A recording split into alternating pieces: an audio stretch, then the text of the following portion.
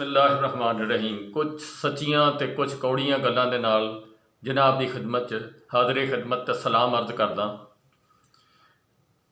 वो कहते हैं जी कि अक्सर औकात इदां हुंदी आ मुस्लिम लीग नून दे नाल भई मिठाई खाधी पहलों गल बाद च पता लगा भी ये तो काम ही जिहड़ा मिठाई जिहड़ी गल च फस गई तो काम ही उल्टा हो गया। इदां ही काम होया जी। ये जिहड़ा बयान हल्फी वाला बयान हल्फी राणा साहब साबक जज ने बादशाह बंदे ने उन्होंने जनाब जाके लंदन दे विच एफीडेविट लिखिया। लिखण तो बाद वो उत्थों पार्सल हो के मौलाना अंसार साहब को पहुँचया। उन्होंने खबर जिहड़ी आ ब्रेक की ते बड़े ग्रुप ने जनाब उन्होंने छाप दिता बगैर कोई तहकीक कीते कि गल जिहड़ी आ ये सच्ची भी आ या झूठ आ। यानी उन्होंने स्कैंडलाइज करने की कोशिश की अदालत नूं ते बड़े खुश लै भाई साडा तो काम ही सीधा हो गया। लेकिन अल्लाह दियां करनियां अल्लाह ही जानदा हुंदा, बंदा नहीं जानदा। बंदा अमलां दे नाल अमल ते नीतां ते मुरादां गल इदां होई है ये सारी कि कल तक सोशल मीडिया प्रिंट मीडिया ते दूसरा मीडिया सारा इस खबर के उत्ते जनाब सारा दिन असी भी बोले हैं, बाकी भी सारे बोले आ। लेकिन अज तख्ता ही उल्ट गया गल का। जस्टिस अतर मिनुल्ला साहब ने जिस वेले ये सुबह समाज शुरू की है तो उत्थे मेहरबान सारे हाज़र होए आ जिन्होंने कल नोटिस होए सी, जिन्हां च जंग ग्रुप के मीर साहब भी सी ते मौलाना अंसार साहब भी सी ते जस्टिस शमीम साहब के साहबजादे हाज़र होए आ। वो आप नहीं हाज़र होए। वो कहते जी मैं मसरूफ हाँ, अपने भाई के अफसोस से बैठा तो मैं हाज़र नहीं हो सकता, मैनू कोई वक्त दिता जाए। बहरहाल के जदों समाज शुरू हुई आ काफ़ी लोग जिहड़े कमरा अदालत दे विच मौजूद सी काफ़ी, और खामोशी बिल्कुल पिन ड्रॉप साइलेंस उत्थे सी, कोई चूं चरां नहीं। जदों सवालों जवाब का सिलसिला शुरू होया जस्टिस साहब ने सवालों जवाब का सिलसिला शुरू किया। सब तो पहले पीर मीर साहब नूं ये हुक्म दिता कि जनाब रोस्टम ते आओ। आए, उन्होंने कहा जी वो खबर पढ़ के सुनाओ। तो पीर साहब ने जंग वाले पीर ने आख्या कि मेरी तो ऐनक ही है नहीं, अल्लाह खैर करे, मैं घर छड्डिया आप मैं आ गया। तो फिर उस तो बाद वो खबर जिहड़ी आ मौलाना अंसारी साहब को पढ़ाई गई। उन्होंने कहा जी पढ़ो खबर। जदों उन्होंने खबर पढ़ी फिर उस तो बाद जस्टिस अतर मिनुल्ला साहब ने कहा कि क्या बगैर सोचे समझो ये जिहड़ी तुसी ये स्टोरी ब्रेक की आ इहदे तुसी नतायज जानते हो। तो ये ते मौलाना अंसार साहब ने फरमाया कि मैं तो जी खबर ब्रेक की आ तो मेरी जिम्मेदारी सी, मैं सहाफ़ी हाँ। उन्होंने कहा कि बगैर सोचे समझो कि तू कोई भी बंदा गल करे तो वो तुसी फटे चढ़ा दोगे। खैर उस तो बाद उन्होंने कहा कि ये तुहानूं ये पता भी ये किन्हां तारीखां दे विच ये सारे समातां हुंदियां रहियां ते लगातार ये सिलसिला जारी रहा बगैर किसी वक्फे तो, और ना अदालत दे विच इदां हुंदा वा कि कोई समाज जिहड़ी होवे और वो लगातार हुंदी होवे उहदे च कोई वक्फा ना आवे। फिर उन्होंने सवाल किया कि मैं जिन्हां दिनां दे ये गल होई आ मैं ते दूसरे जज साहब जिहड़े आ वो छुट्टी ते सी, तो क्या तुसी आके इत्थे रजिस्ट्रार साहब को चैक किया? इहदा भी कोई जवाब ना बनया मौलाना अंसार साहब को। और उन्होंने जिहड़े भी जस्टिस साहब ने सवाल किए उसका जवाब ना आया, जिहदी वजह नाल फिर अदालत जिहड़ी वो काफ़ी बरम हुई। उन्होंने कहा कि तुसी अदालत उत्ते हमला किया, तुसी ये नहीं किया कि तुसी जिहड़ा कोई मतलब कि आम बंदा जिहड़ा सी उहदे उत्ते तुसी ये एलीगेशन लाता जो उन्होंने हसबे रवायत आ। पहले मैं अज तो कुछ दिन पहले एक गल कही सी तो वो ये कहा सी भी जदों फौज के उत्ते ये लगातार हमले हो रहे सी गालों ਗਾਲ ਤੇ ਫਲਾਨਾ ਇੱਦਾਂ ਤੇ ਫਲਾਨਾ ਇੱਦਾਂ। ਉਸ ਵਕਤ ਮੈਂ ਇੱਕ ਰਿਕੁਐਸਟ ਕੀਤੀ ਸੀ, ਮੌਜੂਦਾ ਅਦਾਲਤ ਨੂੰ ਅਪੀਲ ਕੀਤੀ ਸੀ ਕਿ ਮੈਂ ਕਿਹਾ ਇਸ ਵੇਲੇ ਨੂੰ ਇਹਦਾ ਨੋਟਿਸ ਲਿਆ ਜਾਵੇ, ਇਹ ਕੱਲ੍ਹ ਨੂੰ ਇਹਨਾਂ ਨੇ ਤੁਹਾਡੇ ਵੱਲ ਨੂੰ ਸਿੱਧੇ ਹੋਣਾ।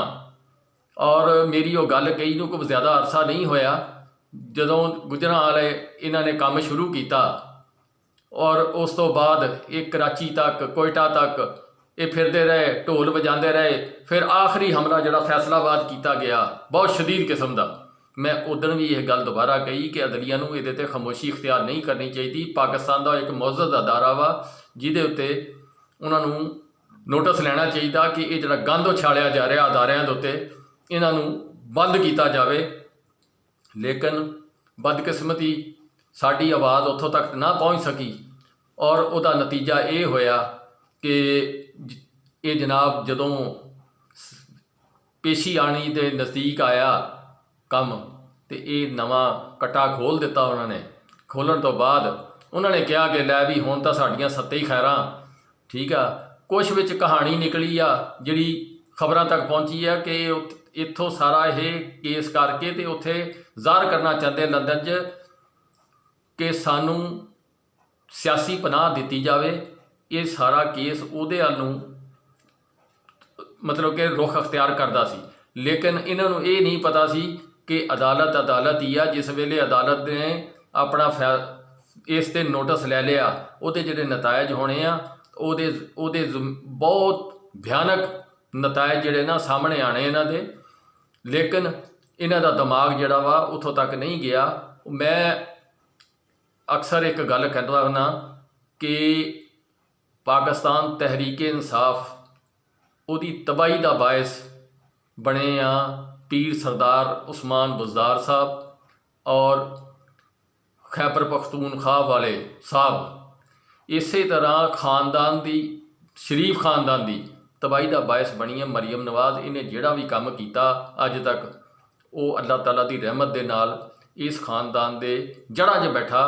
ਕੋਈ ਐਸਾ ਮਤਲਬ ਕਿ ਕੋਈ ਐਸਾ ਕੰਮ ਜਿਹੜਾ ਇਹਦਾ ਨਹੀਂ ਹੋਇਆ ਵੀ ਜਿਹਦੇ ਵਿੱਚ ਉਹਨਾਂ ਦੇ ਖਾਨਦਾਨ ਨੂੰ ਨੁਕਸਾਨ ਨਾ ਹੋਵੇ। ਇਹ ਵੀ ਇੱਕ ਸਾਜ਼ਿਸ਼ ਤਿਆਰ ਕੀਤੀ ਗਈ ਆ। ਚੰਦ ਬੰਦੇ ਬਹਿੰਦੇ ਆ, ਆਪਣਾ ਦਿਮਾਗ ਨਾਲ ਗੱਲਾਂ ਸੋਚਦੇ, ਸੋਚਣ ਤੋਂ ਬਾਅਦ ਉਹਨੂੰ ਫੌਰੀ ਤੌਰ 'ਤੇ ਆਰਡਰ ਕਰ ਦਿੰਦੇ ਆ, ਸੋਸ਼ਲ ਮੀਡੀਆ 'ਤੇ ਚੜ੍ਹਾ ਦਿਓ ਤੇ ਇਹ ਕਰਦੇ। ਇਹ ਸਾਰਾ ਸਿਲਸਿਲਾ ਇਸੇ ਤਰ੍ਹਾਂ ਹੀ ਇਹ ਹੋਇਆ ਵਾ। ਇਹਨਾਂ ਨੇ ਸੋਚਿਆ, ਪਲਾਨ ਕੀਤਾ, ਲਓ ਜੀ ਇੱਦਾਂ ਹੋਏਗਾ। ਉਹਦੀ ਅਗਲੀ ਗੱਲ ਨਾ ਸੋਚੀ ਕਿ ਫੌਜ ਨੂੰ ਗਾਲ ਕੱਢਣੀ, ਫੌਜ ਦੇ ਬੁਰਾ ਭਲਾ ਕਹਿਣਾ। ਉਹ ਤਾਂ ਉਹਨਾਂ ਨੇ ਪਤਾ ਨਹੀਂ, ਮੇਰੀ ਸਮਝੋ ਬਾਹਰ ਆ ਵੀ ਉਹਨਾਂ ਨੇ ਇੰਨੀ ਵੱਡੀ ਖਾਮੋਸ਼ੀ ਕਿਉਂ ਅਖਤਿਆਰ ਕੀਤੀ।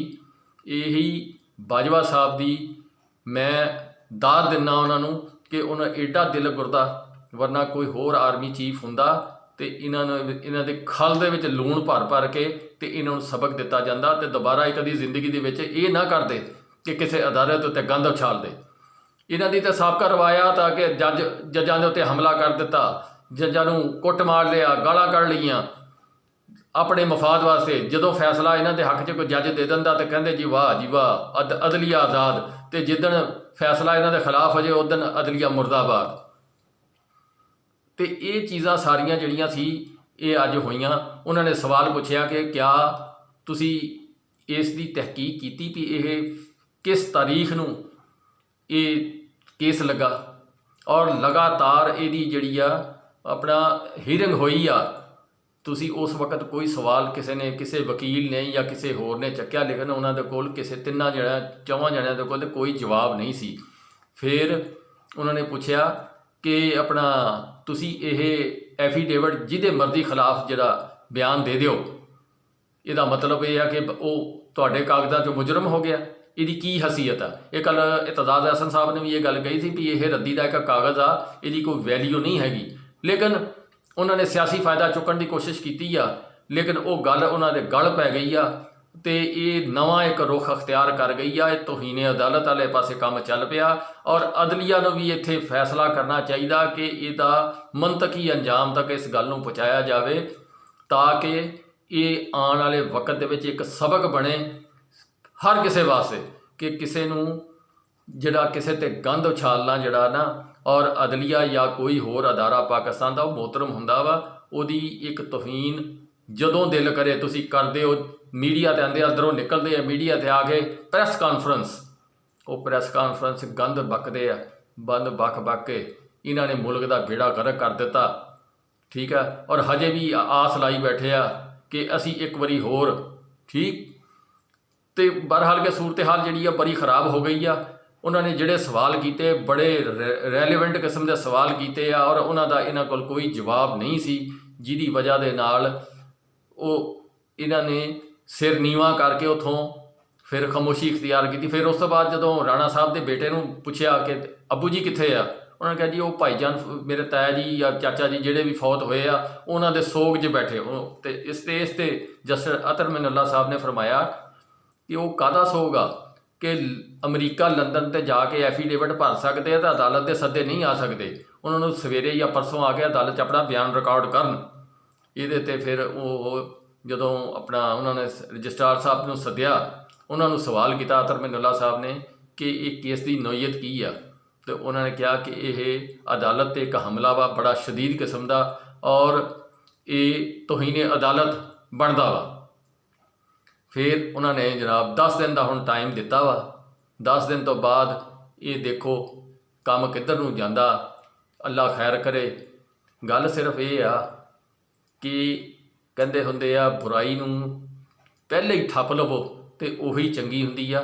ਇਹ ਬੁਰਾਈ ਜਿਹੜੀ ਆ ਨਾ ਇਹ ਫੈਲਦੀ ਜੜ੍ਹਾਂ ਦੇ ਵਿੱਚ ਫੈਲ ਜਾਂਦੀ ਆ। ਇਹ ਫੌਜ ਨੂੰ ਗਾਲਾਂ ਕੱਢਣੀਆਂ, ਇਹ ਅਦਲੀਆ 'ਤੇ ਗੰਦ ਉਛਾਲਣਾ, ਇਹ ਇਹਨਾਂ ਦੀ ਰਵਾਇਤ ਬਣ ਚੁੱਕੀ ਆ। ਇਸ ਗੱਲ ਨੂੰ ਖ਼ਤਮ ਹੋਣਾ ਚਾਹੀਦਾ ਮੁਲਕ ਦੇ ਵਿੱਚ। ਮੈਂ ਆ ਜਾਂ ਕੋਈ ਵੀ ਆ, ਅਸੀਂ ਕਾਨੂੰਨ ਦੇ ਪਾਬੰਦ ਆ। ਸਾਡਾ ਜਿਹਦਾ ਦਿਲ ਕਰਦਾ ਜੋ ਕਰਦੇ ਫਿਰਦੇ ਆ, ਠੀਕ ਆ, ਇਹ ਨਹੀਂ ਹੋਣਾ ਚਾਹੀਦਾ। ਇਸ ਵਾਸਤੇ ਬਿਹਤਰ ਇਹ ਆ ਕਿ ਇਸ ਗੱਲ ਨੂੰ ਮੰਤਕੀ ਅੰਜਾਮ ਤੱਕ ਪਹੁੰਚਾਇਆ ਜਾਵੇ। ਲਓ ਜੀ, ਅੱਲਾ ਖੈਰ ਕਰੇ।